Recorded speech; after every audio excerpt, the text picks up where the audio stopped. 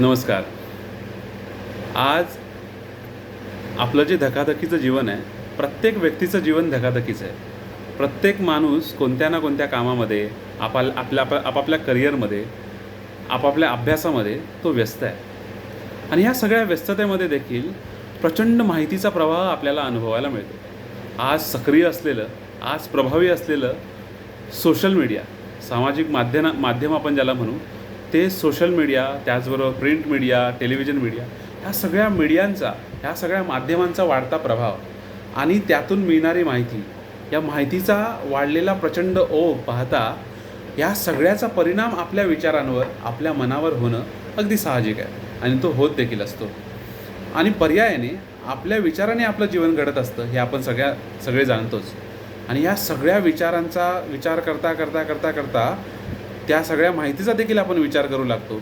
एक माहिती गेली की दुसरी माहिती, एक बातमी गेली की दुसरी बातमी, तिसरी बातमी, चौथी बातमी, असं प्रचंड वेगाने हे सगळं चाललेलं आहे. आणि ह्या सगळ्या ओघात आपण कुठे चाललो आहे? आपण दिशाहीन तर होत नाही आहेत ना.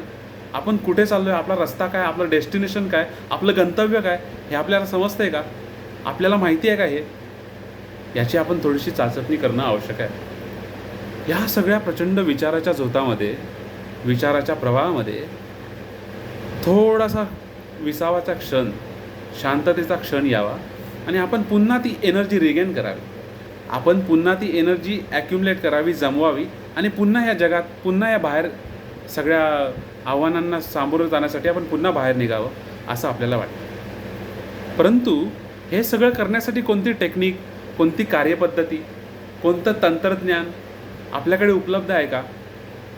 तर बऱ्याच गोष्टी, असा प्रश्न विचारला की बऱ्याच गोष्टी समोर येतात. आज सध्या एक फॅड आहे, एका शब्दाचा प्रचंड बोलबाला आहे, तो म्हणजे आपल्याकडूनच गेलेला जो शब्द आहे तो म्हणजे मेडिटेशन. संपूर्ण पाश्चात्य जगतामध्ये मेडिटेशन या शब्दाला प्रचंड एक वलय प्राप्त झालं. मेडिटेशन बोललं की अनेक वेगवेगळ्या पद्धती, वेगवेगळे गुरु आणि वेगवेगळे टेक्निक्स आपल्याला सांगितले जातात, समजवले जातात. या सगळ्या इंटरनेटच्या मायाजाल जे आहे इंटरनेट, त्या इंटरनेटवर प्रचंड प्रमाणात अशा प्रकारचं साहित्य उपलब्ध आहे. मग कोणी व्हिडिओच्या माध्यमातून, कोणी प्रत्यक्ष क्लासेसच्या माध्यमातून, न जाणे वेगवेगळ्या माध्यमातून लोकांना शिकवण्याचा, स्वतः शिकण्याचा, स्वतः अंमलात करण्याचा प्रयत्न करत असतो. मग हे नक्की आहे तरी काय? मेडिटेशन ज्याला म्हणतात, ध्यान ज्याला म्हणतात, जपानमध्ये त्याला चॅन म्हणतात, जर चीनमध्ये तिकडे गेलं तर त्याला झेन म्हणतात. ते आपलंच ध्यान, आपलाच ध्यान हा शब्द हळूहळू तिकडे गेला जपानमध्ये, तो झाला चॅन, आणि तिकडून हळूहळू चीनमध्ये गेला तर तो झाला झेन. आज तो झेन या शब्दाने ओळखला जातो, ते ध्यानच. मग हे ध्यान, मेडिटेशन, झेन अनेक वेगवेगळ्या शब्दांनी जे ओळखलं जातं, वेगवेगळ्या पद्धतीने ज्याला आज आपण ओळखतो, जगभरात ओळखलं जातं, ते नक्की म्हणजे काय? नक्की करायचं तरी काय? किंवा आहे तरी काय? किंवा त्याची आवश्यकता तरी काय आहे? हां, खरंच त्याची आवश्यकता आहे का? तर हो, त्याची आवश्यकता आहे. का आवश्यकता आहे? तर हे केल्यामुळे होणार काय आहे? हे केल्यामुळे साध्य काय आहे? हे केल्यामुळे साध्य काय होणार आहे? मिळणार काय? असा प्रश्न साहजिक सध्या आपल्याला भौतिक बुद्धीला पडत असतो. आपली जी कॅल्क्युलेटिव्ह बुद्धी आहे सध्याची माणसाची, की मी हे केलं तर हे मिळेल, मी हे केलं तर हे मिळेल, अशा बुद्धीला आपल्याला सहज पडणारा प्रश्न, मी जर हे काम केलं तर मला मिळणार काय? तर याचा विचार, याचं चिंतन आणि मंथन होणं गरजेचं आहे. आपण त्याविषयी थोडीशी चर्चा करू, बघू आपण कितपर्यंत पोहोचतोय ते. एक तर ध्यान किंवा मेडिटेशन ज्याविषयी आपण बोलतोय ते म्हणजे स्वतःला ओळखणं. आपले बरेचसे संत, बरेचसे साधू, आपले बरेचसे तत्ववेत्ते सांगून गेलेत की खुद को जानो, स्वतःला नो दायसेल्फ. स्वामी विवेकानंद म्हणतात नो दायसेल्फ, स्वतःला ओळखा. जब भी आप खुद को जानेंगे तो विश्व को पहचान पाएंगे, दुसरे को पहचान पाएंगे. असं सगळं वेगवेगळ्या संतांनी, वेगवेगळ्या महात्म्यांनी, वेगवेगळ्या मुनींनी आणि ऋषींनी हे सगळं सांगितलं. याच अर्थाचं वेगवेगळ्या त्यांच्या भाषेत सांगितलं.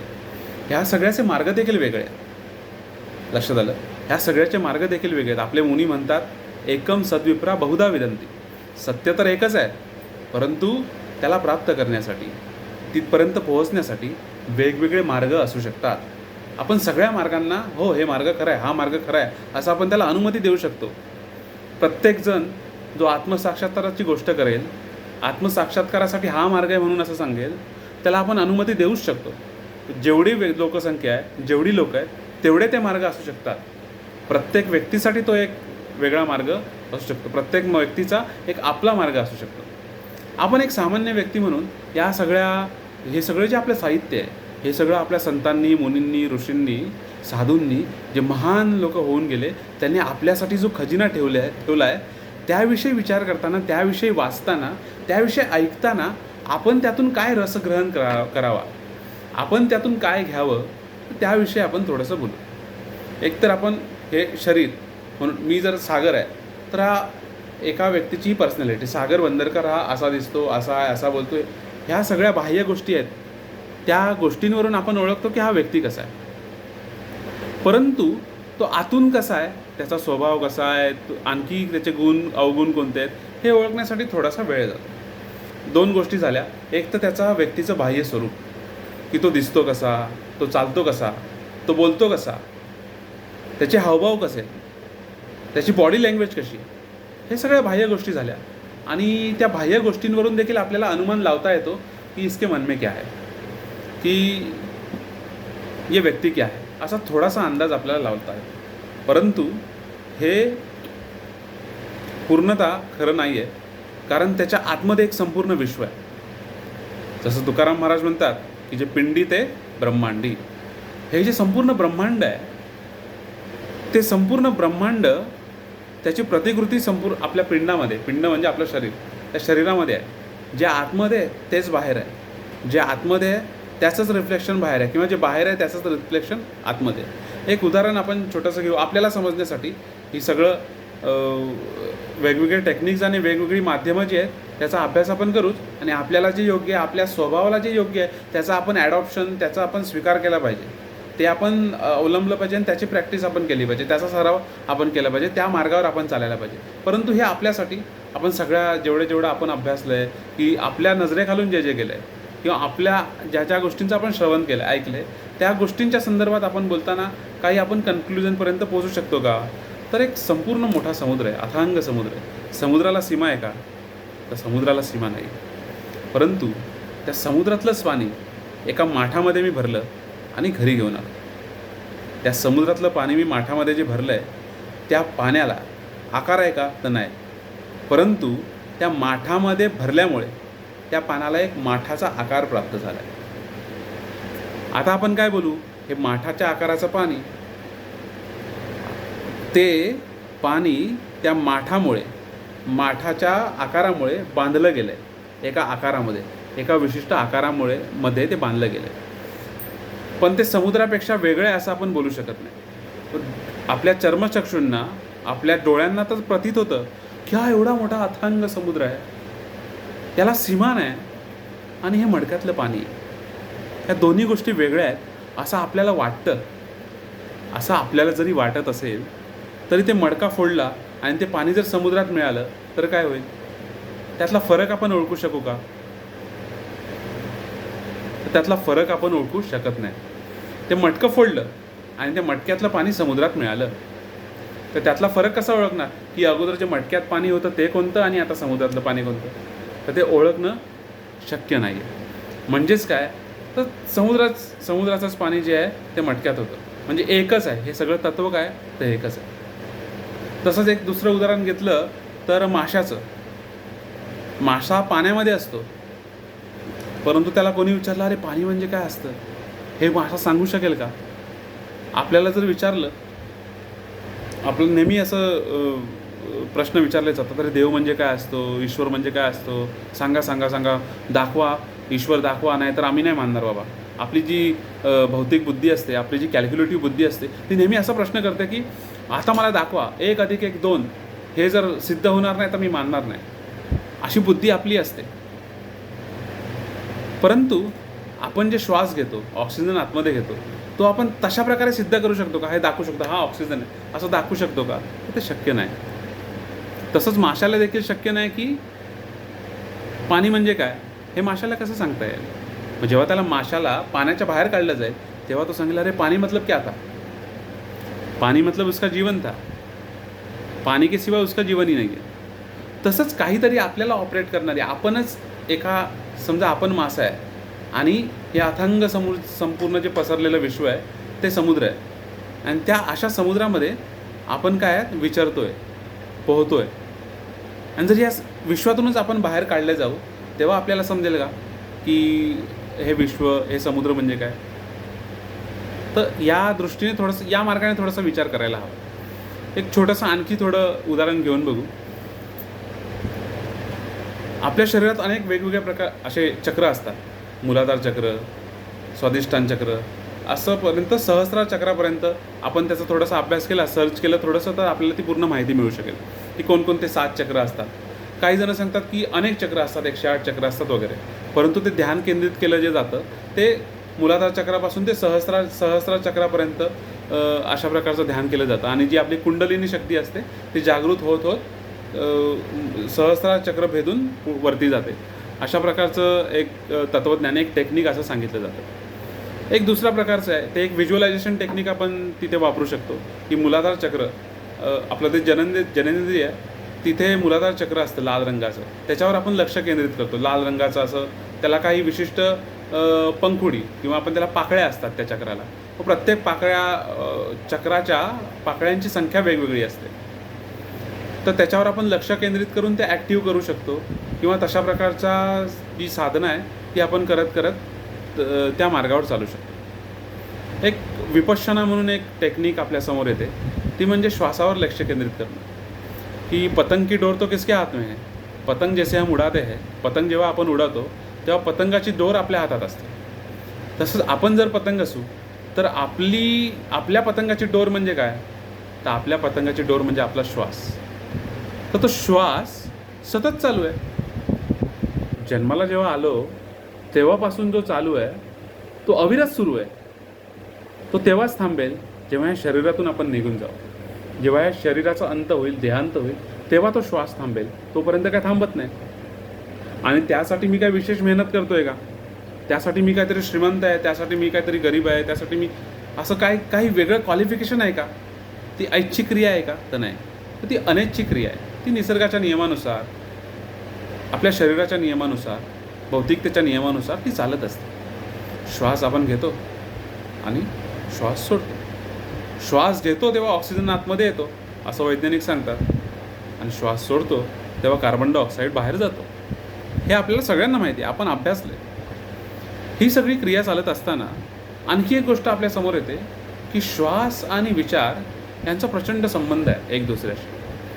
जेवढ्या विचारांची गती मोठी असेल, जेवढ्या विचारांची गती प्रचंड असेल, तेवढा श्वास वाहतो जोरात.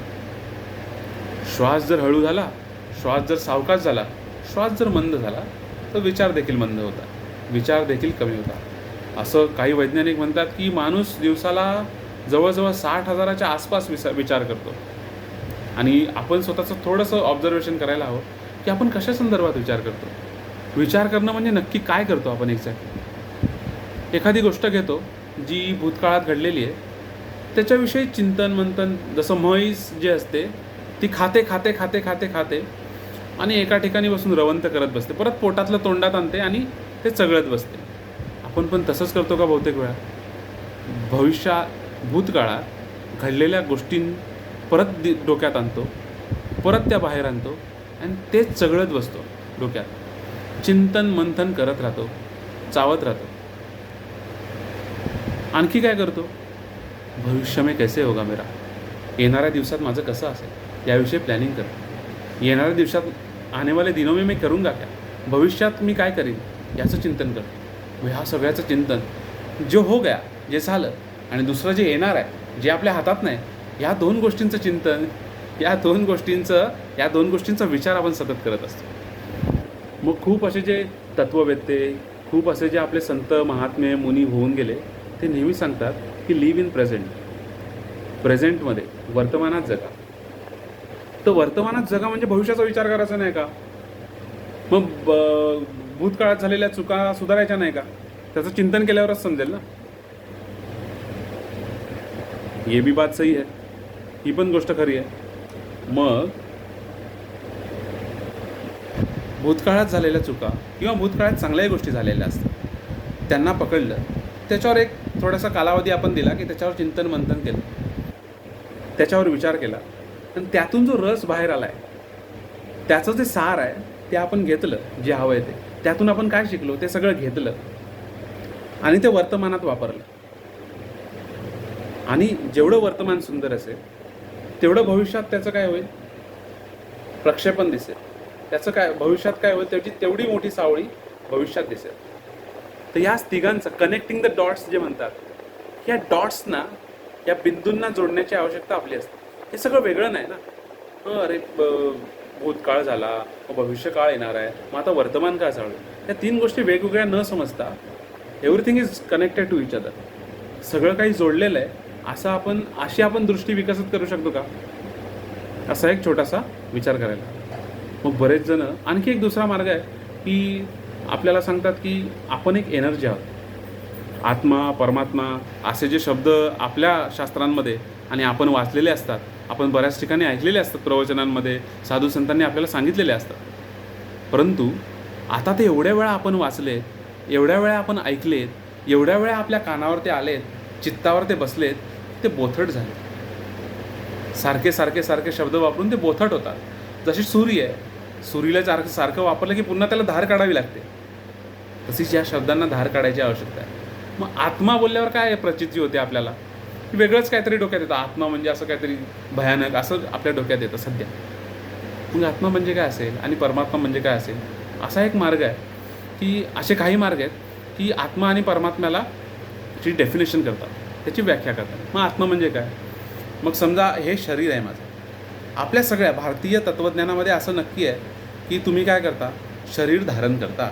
भगवद्गीतेत देखील सांगितलं आहे की आपण कोण आहोत, आत्मा आहोत. आणि आपण कोणापासून आहोत, तर आपला संबंध थेट कोणाशी आहे, तर आपण जसे आत्मा आहोत तसा एक दुसरा आत्मा आहे, त्याला परमात्मा असं म्हणतो, परमात्मा आहे. तर त्या परमात्म्याशी आपला थेट संबंध आहे. थेट संबंध कोणाशी आहे, तर परमात्म्याशी. आत्ताचे या जीवनातले माझे जे संबंध आहेत, मग माझे आई वडील नातेवाईक हे ते बायको, ह्या सगळ्या ज्या गोष्टी आहेत त्या आतापुरत्या आहेत, त्या रक्ताच्या आताच्या गोष्टी आहेत, त्या आपल्या कर्मफळानुसार आत्ता मिळालेल्या आहेत. परंतु माझा थेट संबंध कोणाशी आहे, तर थेट संबंध आत्म्याचा त्या परमात्म्याशी. मग या मार्गातमध्ये थोडासा आपण विचार करायला हवा, आतमध्ये जायला हवं की बाबा हा आत्मा आपण बोलतोय तर खरं, पण आत्मा म्हणजे आहे कसं, आहे काय, नक्की काय, आपण तो जाणायचा कसा, आपण तो समजायचा कसा. भगवद्गीतेत जसं सांगितलं आहे की आत्मा जो आहे तो आपल्या केसाच्या अग्रभागाच्या 1000वा भाग आहे. म्हणजे एवढा सूक्ष्म आहे की जो आपल्या या चर्मचक्षूंनी, आपल्या या चामड्याच्या डोळ्यांनी दिसणार नाही, पण त्याची आपण अनुभूती घेऊ शकतो. आणि आपल्या बऱ्याचशा संतांनी, बऱ्याचशा योग्यांनी, बऱ्याचशा महात्म्यांनी त्याची अनुभूती घेतली. मग तो कुठे स्थित असतो, नॉर्मली असं सांगितलं. नवीन काही संशोधनं झाली आहे तर त्यापैकी आपण काही वेगळा शब्द जर वापरायला गेला तर पायनल ग्लँड म्हणून असा शब्द वापरला जातो. तर इथे मस्तकामध्ये पायनल ग्लँड असते आणि त्याच्या मध्यभागी तो आत्मा स्थित असतो किंवा ती एनर्जी असते, असं काही वैज्ञानिक सांगतात. मग तेच आपल्या शास्त्रांमध्ये, आपल्या पुस्तकांमध्ये, आपल्या ज्या साधू संतांनी सांगितलं आहे त्यामध्ये देखील असंच सांगितलं आहे की भ्रुकुटिके मध्य में स्थित है. आपण तिलक लावतो किंवा स्त्रिया टिकली लावतात किंवा कुंकू लावतात, तर त्याचं कारण तेच की आठवण राहावी, यहाँ हूँ मैं, भ्रुकुटिके मध्य में मैं स्थित हूँ. म्हणजे आत्मा कुठे आहे, तर भ्रुकुटीच्या मध्यभागी आहे. मग परमात्मा कुठे आहे, तर याचं चिंतन मंथन आपण थोडंसं करायला हवं. आपण पृथ्वीवर राहतो. आता समजा वाजलेत अमुक वाजलेत, समजा आता 4 वाजलेत, तर हे आपल्यासाठी 4 वाजलेत. 60 सेकंदांचा मिळून 1 मिनिट होतो, 60 मिनिटांचा मिळून 1 तास होतो. हे आपल्यासाठी, आपण पृथ्वीवर राहतो म्हणून आपल्यासाठी. जर आपण मंगळावर गेलो, जर आपण गुरुग्रहावर गेलो, जर आपण बुधवर गेलो, आपण वेगवेगळ्या ग्रहावर गेलो, तर जी टाईमची कन्सेप्ट आहे ना, समय जो है वो बदलते रहेगा. म्हणजे 60 सेकंद बरोबर 1 मिनिट असं कॅल्क्युलेशन असणार नाही आहे, ते वेगळं असेल. हा आपला सूर्य आहे. पृथ्वी स्वतःभोवती फिरता फिरता सूर्याभोवती फिरते. त्याचबरोबर अनेक ग्रह असतात. चंद्र आहे, गुरु आहे, बुध आहे, शुक्र आहे, शनी आहे, असे अनेक ग्रह आहेत. ही आपली सूर्यमाला आहे. सूर्याच्या भोवती हे सगळे ग्रह फिरत असतात आणि ही आपली सूर्यमाला आहे.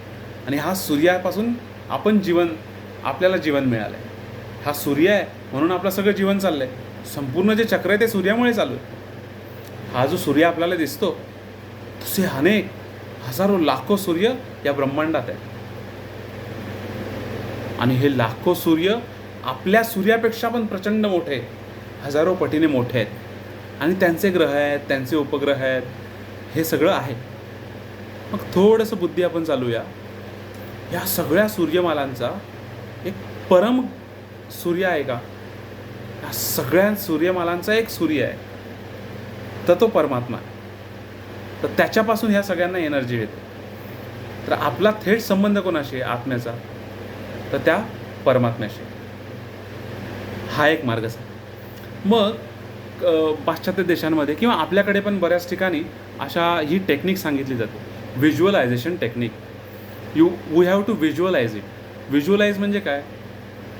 बुद्धीच्याद्वारे कल्पना करायची की आपण कोण आहोत, इथे आहोत, आणि आपण सूक्ष्म स्वरूपात इथे बसलेले आहोत, आणि आपण कसे आहोत? प्रकाशमान आहोत. मग तिथे वेगवेगळ्या रंगांची अनुभूती, वेगवेगळ्या रंगांचा अनुभव आपण घेऊ शकतो. प्रत्येक रंगाला या सगळ्यामध्ये महत्त्व आहे. लाल रंग मूलाधार चक्राचा झाला, किंवा नंतर मग भगवा रंग, असं थोडं नारंगी रंग, असं एक एक रंगाला आपापलं महत्त्व. मग आपण इथे चमकणारा सितारा म्हणजे एक बिंदू जो की चमकतोय असं व्हिज्युअलाइज केलं. फक्त अनुभव घ्या. आणि आपण श्वासाकडे लक्ष केंद्रित करतो. श्वास येतो, श्वास जातो. श्वास जसाही येतोय तसा येऊ द्या, आणि श्वास जसाही जातोय तसा जाऊ द्या. जसं जसं हळूहळू आपण श्वासाकडे बघायला लागतो, श्वासाकडे लक्ष केंद्रित करायला लागतो, तशी श्वासाची जी लेंथ असते, लांबी असते, ती हळूहळू कमी व्हायला लागते.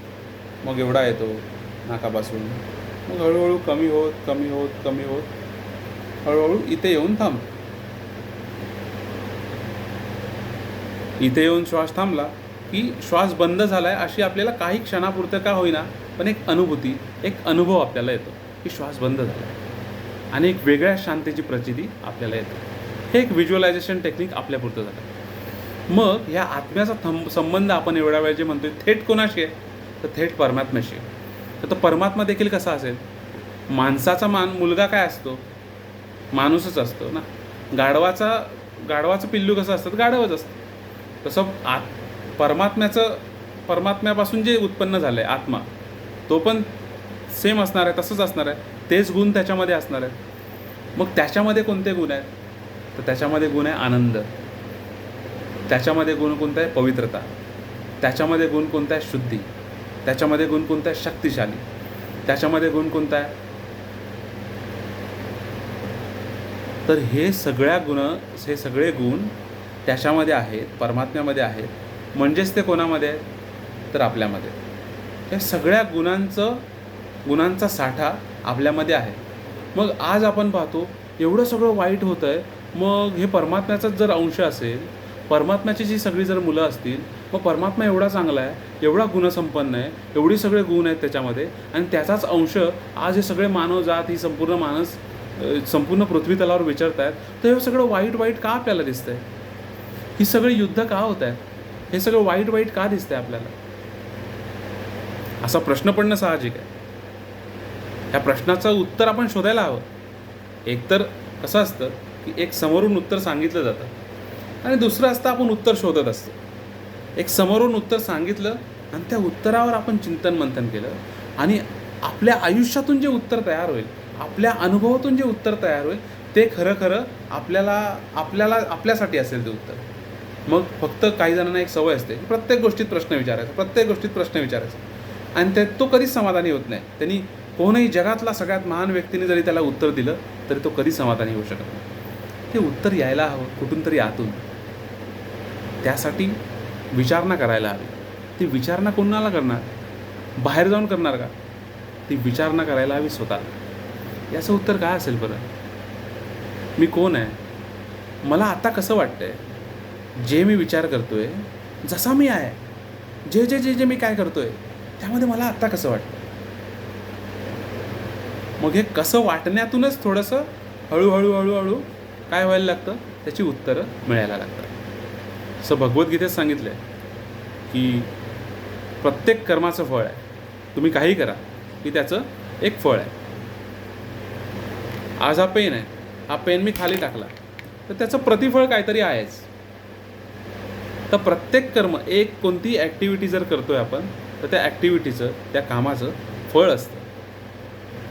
तर त्या सगळ्या कर्मफळाचं आज मागच्या जन्मामध्ये असेल, या जन्मामध्ये असेल, ह्या सगळ्याचं मिळून जे अकाउंट तयार झालं आहे आणि तो अकाउंट बॅलन्स जो आहे ते म्हणजे आजचं आपलं आयुष्य.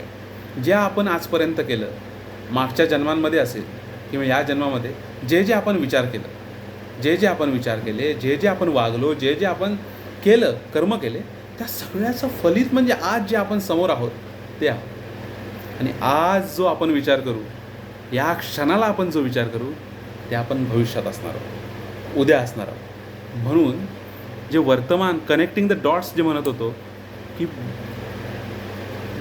भूतकाळाचा विचार थोडासा करूया, त्यातून रस ग्रहण करूया. भविष्याबद्दल चिंता करण्याची आवश्यकता नाही.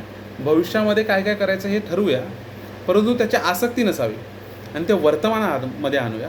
हे तिन्ही डॉट्स कनेक्ट केले की माणूस कसा वर्तमानात राहू शकेल का, याचं चिंतन मंथन आपण करायला हवं. मी सांगतोय, कोणीतरी सांगतंय म्हणून ते होणार नाही. किंवा ते जसं आपण म्हणतात की मोटिवेशनल आणि प्रेरणादायी जे विचारवंत असतात, जे प्रेरणा देणारं किंवा इन्स्पायरिंग स्पीच वगैरे आपण ऐकतो, त्यामध्ये बहुतेकदा असं सांगितलं असतं की प्रेरणा ही एक तर बाह्य प्रेरणा असू शकते किंवा अंतरप्रेरणा असू शकते. आणि बाह्य प्रेरणा म्हणजे yes you can do it, yes तुम्ही करू शकता, असं जे बोलणारे आहेत ती एक बाह्य प्रेरणा आहे. हो, तो एक परिणाम नक्कीच करतो आणि ती काही काळापर्यंत आपल्याला पळायला लावते, धावायला लावते, हे नक्कीच आहे. परंतु ती एका ठिकाणी येऊन थांबते. जोपर्यंत अंतरप्रेरणा येत नाही, आतून प्रेरणा येत नाही, माझी प्रेरणा आपल्याला स्वतःलाच ती निर्माण करावी लागेल. ती आतमध्येच आहे, तिला फक्त मार्ग मोकळा करून द्यावा लागेल. तो मार्ग मोकळा करून देण्यासाठी ह्या सगळ्या प्रश्नांचा, ह्या सगळ्या मार्गांचा अवलंब, ह्या सगळ्या मार्गांचा अभ्यास, तो या अंतरप्रेरणेला मुक्त करण्यासाठी, अंतरप्रेरणेला जागा करून देण्यासाठी या सगळ्या मार्गांचा अभ्यास, सगळ्या मार्गांचं ऑब्झर्वेशन करणं आवश्यक आहे. अनेक मार्ग आहेत. मग काही कर्मकांडांचे मार्ग आहेत, मग काही भक्ती मार्ग आहेत. मग तुम्ही परमेश्वराच्या भक्तीमध्ये लीन होऊन जाता. आपल्याकडे भक्तिमार्ग प्रचंड मोठा आहे, वारकरी संप्रदाय आहे. त्याचबरोबर अनेक आपल्याकडे संत होऊन गेले की जे भक्तिमार्ग लोकांना शिकवतात किंवा सांगतात की भक्तीमध्ये माणूस कसा होऊन जातो, अगदी परमेश्वराच्या गुणासारखा होऊन जातो. एक छोटंसं उदाहरण म्हणून सांगतो. उदाहरण आहे, जेव्हा ब्रह्मा सृष्टी बनवत होते तेव्हा त्यांनी कधी पर्वत बनवला, त्यांनी झाडं बनवली, त्यांनी माणसं बनवली, त्यांनी हे बनवलं, ते बनवलं आणि ते थकले. उदाहरण आहे, थकले आणि आराम करायला लागले. आराम केल्याच्या नंतर काही काळाने उठले आणि बघतात तर काय, की नवीन पर्वत तयार झाले, नवीन झाडं तयार झाले, एखादी नवीन नदी तयार झाली. हे सगळं बघून ते प्रचंड आश्चर्यचकित झाले आणि त्यांच्या मनात थोडीशी शंका निर्माण झाली की ही क्वालिटी जी आहे, हा जो गुण आहे नवीन निर्माण करण्याचा, तो फक्त माझ्याकडे आहे, ब्रह्माकडेच आहे.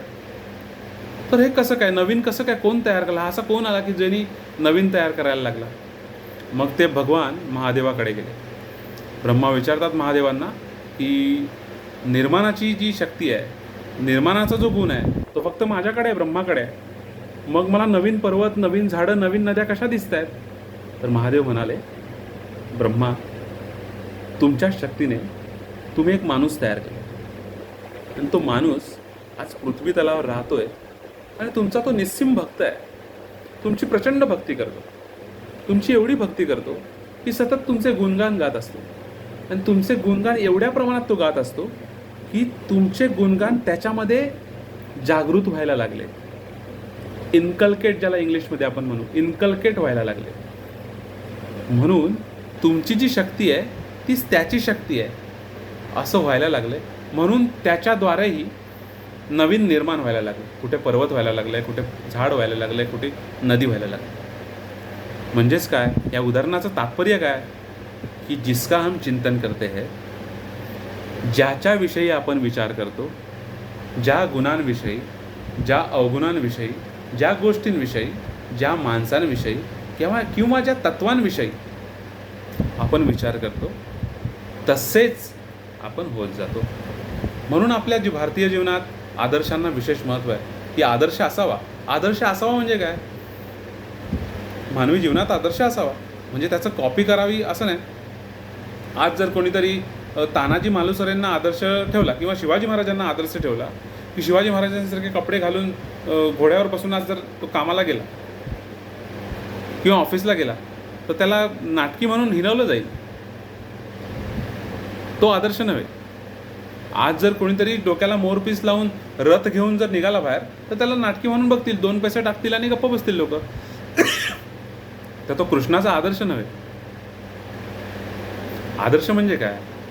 तर ते तत्व, त्यांचे गुण, त्यांचं चिंतन मंथन करणे. त्याचं चिंतन करता करता ते गुण आपल्यामध्ये येऊ शकतील का याचा विचार करणे म्हणजे आदर्श ठेवणे. आदर्शाला विशेष महत्त्व आपल्या भारतीय तत्त्वज्ञानात किंवा भारतामध्ये तरी दिले जातं.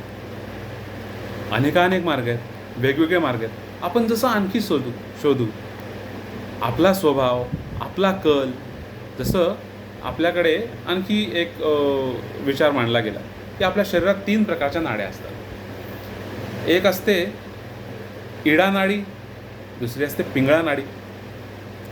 इडा नाडीला म्हणतात चंद्रनाडी आणि पिंगळा नाडीला म्हणतात सूर्यनाडी. इडा ही डाव्या बाजूला असते आणि पिंगळा जी असते ती उजव्या बाजूला असते. आपला श्वास आपण ऑब्झर्व करूया थोडासा. कधी इडामधून वाहतो, कधी पिंगळामधून वाहतो, कधी चंद्रनाडीतून वाहतो, कधी सूर्यनाडीतून वाहतो. हे सतत चालू असतं. कधीतरी अनुभव घ्या की प्रचंड राग येतो आपल्याला तेव्हा आपली सूर्यनाडी ॲक्टिव्ह असते. गरम श्वास वाहतो, सूर्यनाडी ॲक्टिव्ह असते. कधीतरी खूप असं पडल्यासारखं निराशा येते तेव्हा आपली चंद्रनाडी ॲक्टिव्ह असते. त्यासाठी पतंजली योगर्षी पतंजलीने सांगितलं आहे अनुलोम विलोम. ते यासाठीच आहे की दोन्ही नाड्या बॅलन्स कशा करता येतील. तर अनुलोम विलोम करा की सूर्यनाडी आणि चंद्रनाडी म्हणजे तापमान आणि थंड हे दोन्ही मिक्स केल्यावर एक बॅलन्स श्वासाचा तयार होतो. हे शरीराच्या स्तरावर आपल्याला अनुलोम विलोमची महती आपल्याला माहिती आहे किंवा आपण अभ्यासले, आपण जाणतो. परंतु काही जे महात्मे होऊन गेले, काही जे ऋषी साधू होऊन गेले, संत होऊन गेले, त्यांनी याच्या पलीकडे जाऊन सांगितले की तुम्ही जसं ध्यान करत जाता, ध्यानधारणा करत जाता तसं त्याचा श्वास हळूहळू त्याची गती कमी व्हायला लागते आणि तो इडा आणि पिंगळा यामध्ये न राहता तो आता एक मधल्या नाडीमध्ये म्हणजे सुषुम्ना नाडीमध्ये व्हायला लागतो. म्हणजे श्वास जवळजवळ थांबतो, सुषुम्ना नाडीमध्ये तो व्हायला लागतो. तर अशी एक संकल्पना देखील आपल्याकडे भारतात मांडली गेली. तसे अनेक मार्ग आपल्याला सांगितले. तर आपल्यासाठी तो कोणता चांगला आहे, आपल्यासाठी तो कोणता योग्य आहे, तो आपण निवडायला हवा आणि आपण शोधायला देखील हवं नवीन गोष्टी. फक्त एक मार्ग घेतला आहे किंवा तो आपण स्वीकारला आहे तोच पकडून न ठेवता वेगवेगळे मार्ग बघावे, वेगवेगळे तत्वांचं वेगवेगळे जे विचार आहेत त्यांचा ते स्वीकारावे, विचार करावा. त्याच्यावर आपलं मत, आपला अनुभव त्याला जोडावा आणि आपला एक मार्ग, आपला एक विचार, आपला एक अनुभव तयार होईल आणि त्या अनुभवाच्या द्वारे आपलं सगळं जीवन, संपूर्ण जीवन त्याच्यावर आधारलेलं असेल आणि तेच खरं जीवन असेल. मग ते कोणाचं कॉपी केलेलं, कोणाचं इमिटेट केलेलं असं नसेल. ते खरं तत्त्व आपलं जे आतमध्ये पोटेन्शियल आहे, आपल्या आतमध्ये जे दडून बसलेलं सुप्त असे गुण आहेत ते हळूहळू वरती यायला लागतील आणि हेच या सगळ्या गोष्टीमध्ये उत्तर सामावलेलं आहे की आज जे माहितीचा प्रवाह, आज जो प्रचंड मोठ्या प्रमाणात माहितीचा प्रवाह आपल्या डोक्यात टाकला जातो, अनेक माध्यमं, मग ते सोशल मीडिया असेल, टेलिव्हिजन माध्यम असेल किंवा वृत्तपत्र असेल, वेगवेगळ्या माध्यमातून जी माहिती आपल्या डोक्यात टाकली जाते आणि त्यामुळे आपली जी तारांबळ उडते मनाची, की मन कसं अस्तव्यस्त होतं. कोणकोणत्या बातम्या आपण वाचतो, कोणत्या बातम्या वाचतो त्याच्यावर देखील आपले भाव उत्पन्न होत असतात. प्रत्येक बातमीवर आपला जर भाव उत्पन्न होत असेल तर कशी तारांबळ उडेल, जरा विचार करावा. तर ह्या सगळ्या प्रवाहामध्ये, या सगळ्या युगामध्ये, माहितीच्या युगामध्ये टिकून राहायचं असेल टिकून राहायचं असेल म्हणजे ही सगळी ये सब समुद्र पार करके जाना है, तो एक छोटा सा टेक्निक, ये जो कुशलता है वो हमें सीखना पडेगा. हे आपल्याला शिकावं लागेल. त्यासाठी थोडंसं अध्ययन पण करावं लागेल, थोडंसं चिंतन मंथन पण करावं लागेल, थोडासा विचार पण करावा लागेल. धन्यवाद.